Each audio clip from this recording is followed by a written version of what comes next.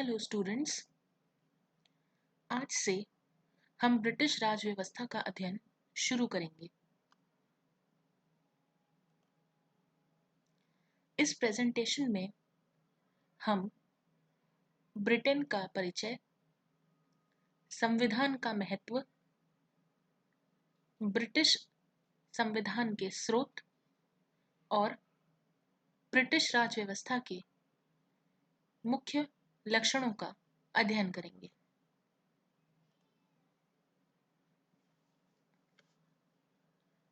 Great Britain उत्तरी Atlantic महासागर में एक द्वीप है।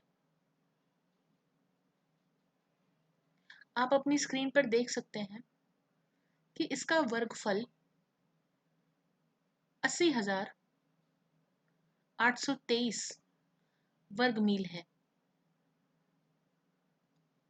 यह यूरोप का सबसे बड़ा द्वीप है और दुनिया में 9वें नंबर का सबसे बड़ा द्वीप है। सन 2011 में इसकी जनसंख्या 61 करोड़ थी और यह इसे दुनिया में तीसरे नंबर का सर्वाधिक जनसंख्या वाला द्वीप बनाती है। आयरलैंड का द्वीप ग्रेट ब्रिटेन के पश्चिम में स्थित है। इंग्लैंड, स्कॉटलैंड और वेल्स को मिलाकर ग्रेट ब्रिटेन बनता है। हालांकि यदि इंग्लैंड, स्कॉटलैंड और वेल्स को हटा दिया जाए तो इस अकेले द्वीप का नाम इंग्लैंड पड़ता है।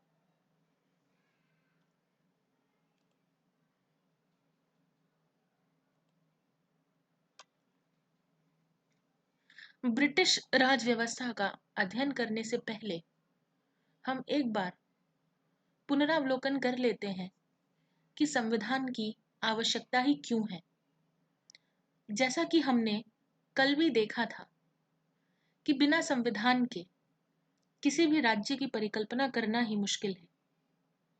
यह यानी कि संविधान उन नियमों का संग्रह है जिससे शासन के सभी अंगों की शक्तियां निर्धारित एवं परिभाषित होती हैं तथा शासन एवं शासित के मध्य संबंधों का भी निर्धारण किया जाता है। मानव इतिहास में ब्रिटिश लोग पहले वो लोग थे जिन्होंने राज व्यवस्था का महत्व समझा और एक राज व्यवस्था को व्यवस्थित रूप दिया।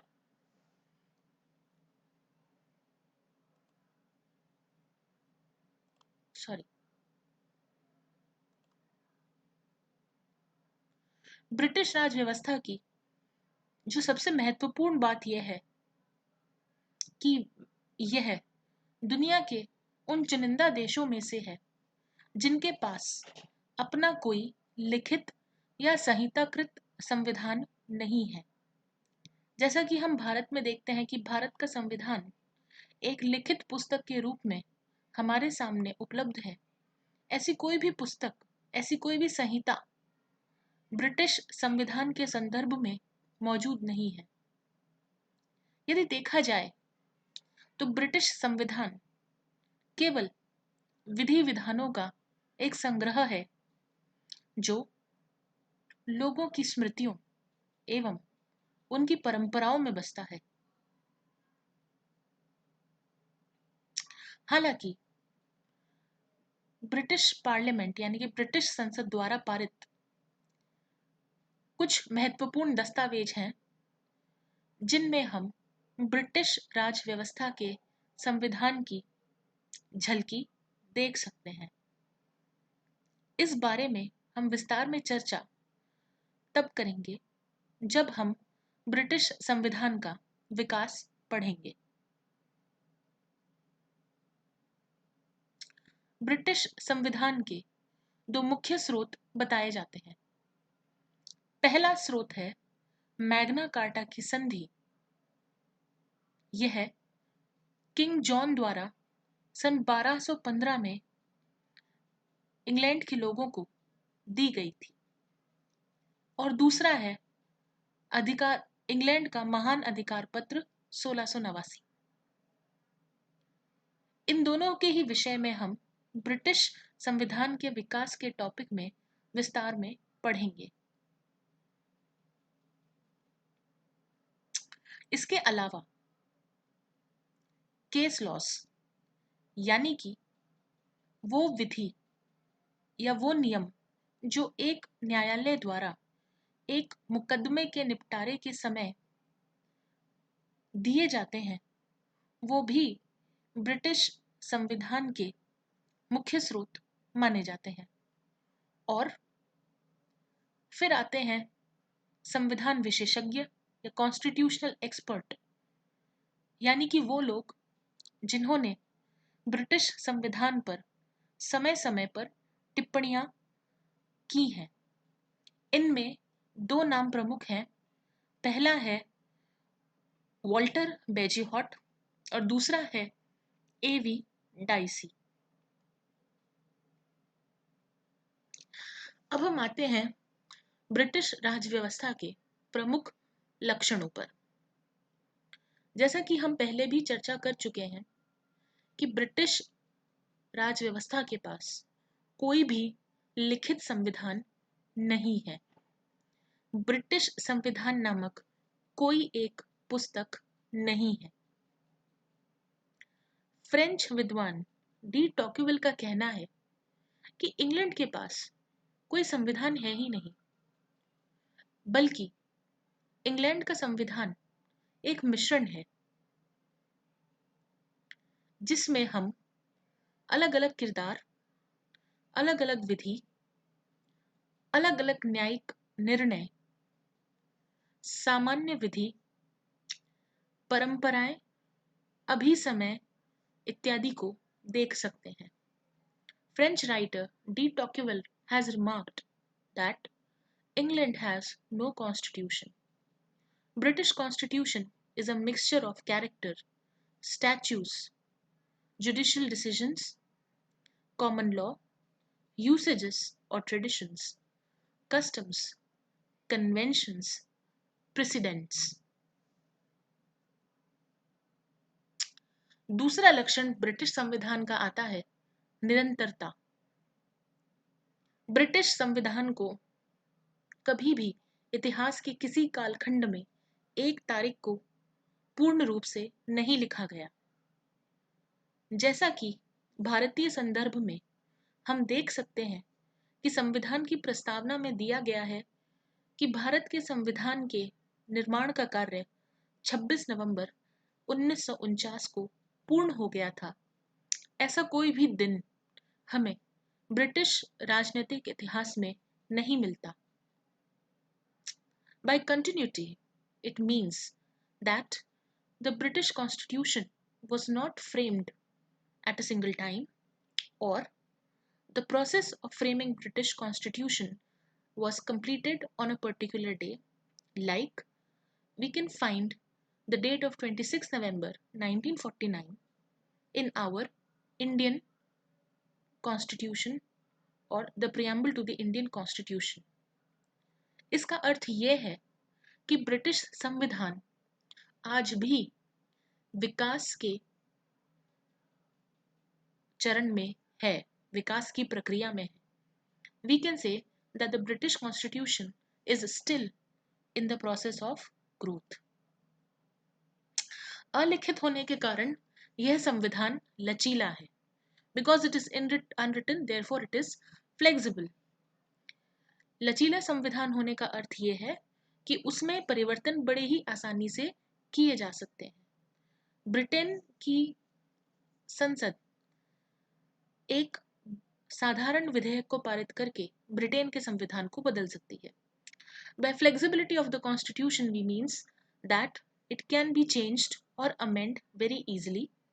The British Parliament, by passing a simple bill, can amend the constitution. जैसा कि कुछ देशों में यानी कि अमेरिका में, पाकिस्तान में और भारत में देखने में मिलता है कि संविधान के संशोधन की प्रक्रिया बहुत जटिल है, ऐसी कोई प्रक्रिया ब्रिटेन में नहीं अपनाई जाती। As seen in the countries like America, Pakistan, India, that the process of amending the constitution is very complicated. No such process is found in the British context.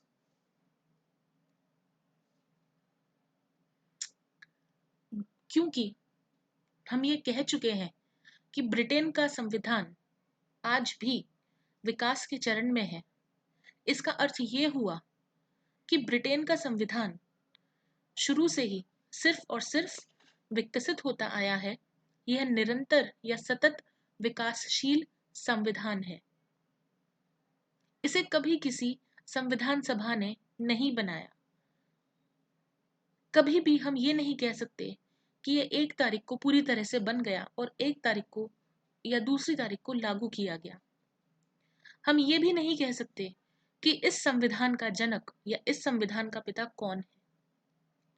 The British Constitution is an example of continuous evolutionary process. It was not framed by any constituent assembly or king. No dates can be associated with it, nor we can associate any person or any man to be the father of the British Constitution. अगला लक्षण British राज व्यवस्था का है एकात्मकता, यानी कि Britain में सिर्फ एक ही सरकार है और वो केंद्र में बैठती है। ब्रिटेन में सिर्फ और सिर्फ एक ही संसद पाई जाती है।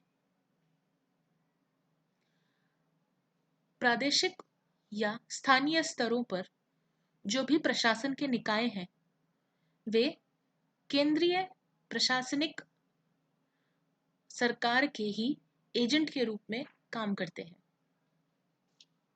British Constitution is unitary. All the powers of the government are vested in British Parliament. The executive powers of organs of state are subordinate to it and exercise delegated powers and are answerable to it. There is only one parliament. There is only one legislature. There are no state legislatures. अगला जो लक्षण है वो है द्विसदनात्मकता या bye cameralism. British की संसद के 2 सदन हैं, एक निचला सदन है और एक ऊपरी सदन है।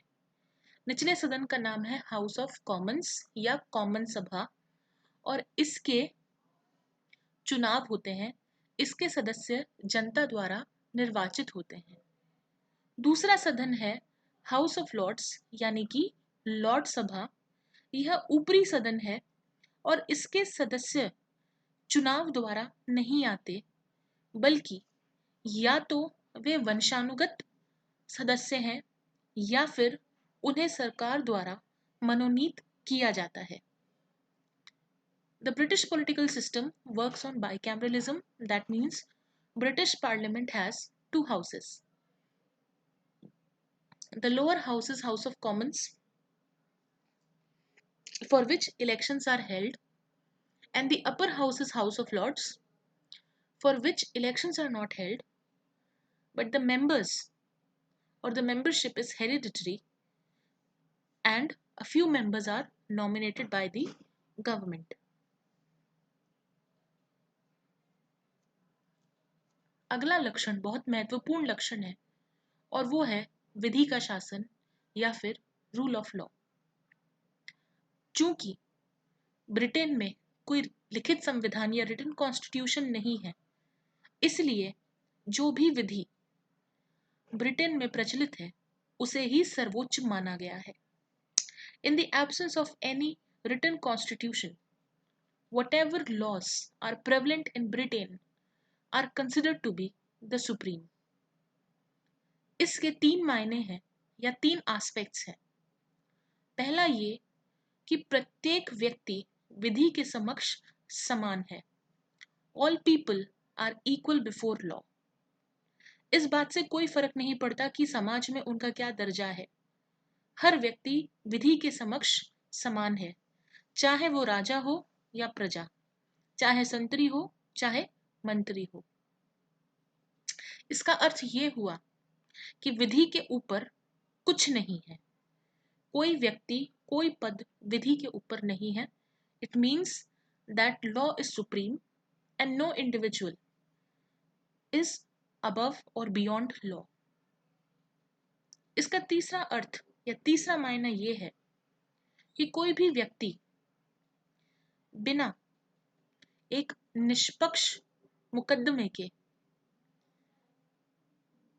सजा को प्राप्त नहीं होगा। किसी भी व्यक्ति को बिना निष्पक्ष मुकदमे के दंडित नहीं किया जाएगा।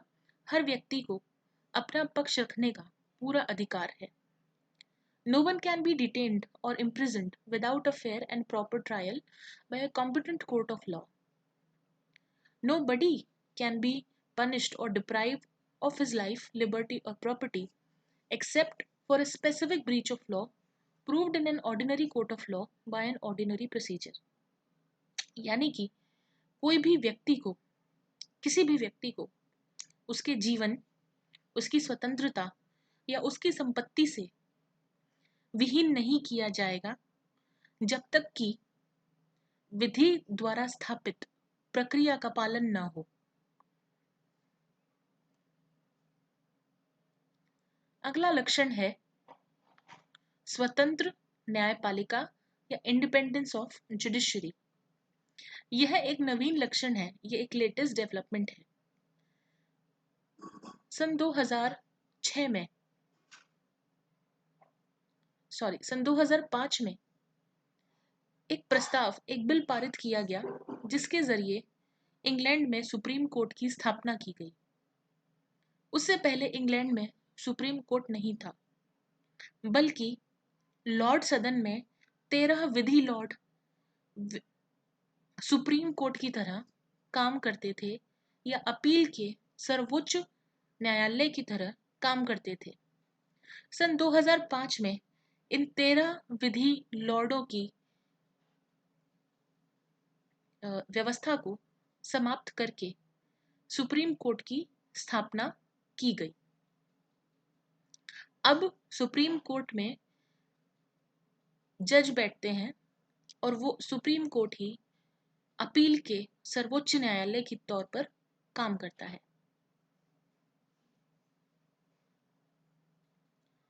अगला लक्षण है आंगिक प्रकृति या ऑर्गेनिक नेचर। ब्रिटेन के संविधान की प्रकृति आंगिक है या ऑर्गेनिक है। जिस प्रकार शरीर के अंगों का निरंतर विकास होता रहता है, उसी प्रकार से ब्रिटिश संविधान का भी निरंतर विकास हो रहा है। हालांकि कुछ चीजें बदली नहीं है, परंतु नवीन विकास भी इसमें जुड़ते जा रहे हैं।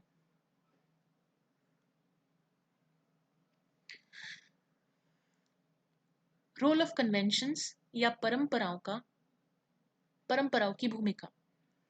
ये बहुत महत्वपूर्ण लक्षण है, क्योंकि ब्रिटेन में कोई भी लिखित संविधान नहीं है।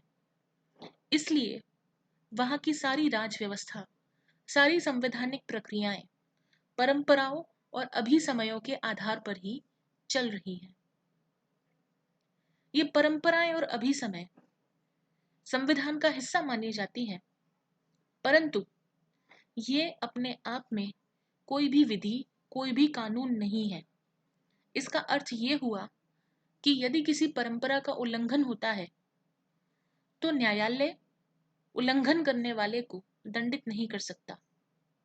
Since Britain does not has a written constitution, the role of conventions or traditions is very important. The entire British political system works on the basis of these conventions. However, these conventions are not rules.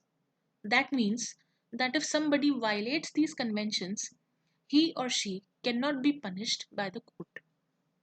इसके दो उदाहरण आप देख सकते हैं। पहला तो ये कि राजा या रानी मंत्रिमंडल की सलाह के विरुद्ध काम नहीं करते, और दूसरा, प्रधानमंत्री को अनिवार्य रूप से कॉमन सभा में ही बैठना पड़ता है। ब्रिटिश संविधान एक मिश्रित व्यवस्था है, या ब्रिटिश राज व्यवस्था मिश्रित व्यवस्था है। British system is a mixed system. यहाँ पर आप राजशाही, सामंतशाही और लोकतंत्र का समन्वय देख सकते हैं। इंग्लैंड में राजा या रानी को होना राजतंत्र को दर्शाता है। हाउस ऑफ लॉर्ड्स सामंतशाही का प्रतिनिधित्व करता है, एरिस्टोक्रेसी का रिप्रेजेंटेशन करता है, और जबकि हाउस ऑफ कॉमन्स का होना लोकतंत्र या डेमोक्रेसी की निशानी है। और दुनिया में शायद यही एक राज व्यवस्था है जहां ये विरोधाभासी व्यवस्थाएं आपस में तादम्य के साथ अस्तित्व में है। अगला महत्वपूर्ण लक्षण है कि सिद्धांत एवं प्रयोग में अंतर है। There is a difference between theory और gap between theory and practice. उदाहरण के तौर पर ब्रिटेन की प्रभुसत्ता राजा या रानी में निहित है, लेकिन वास्तव में उस प्रभुसत्ता का प्रयोग ब्रिटेन की पार्लियामेंट द्वारा किया जाता है। It is said that the sovereignty of Britain resides in the monarch, but actually it is exercised by the parliament. आज के लिए इतना ही बहुत है। अगली क्लास में हम ब्रिटिश संविधान के स्रोतों पर चर्चा करेंगे। अपने अटेंडेंस वाले क्वेश्चन में आप यस को सिलेक्ट करके आज की अटेंडेंस दर्ज करें। कृपया क्लासरूम के स्ट्रीम में कोई भी कमेंट ना करें। Thank you.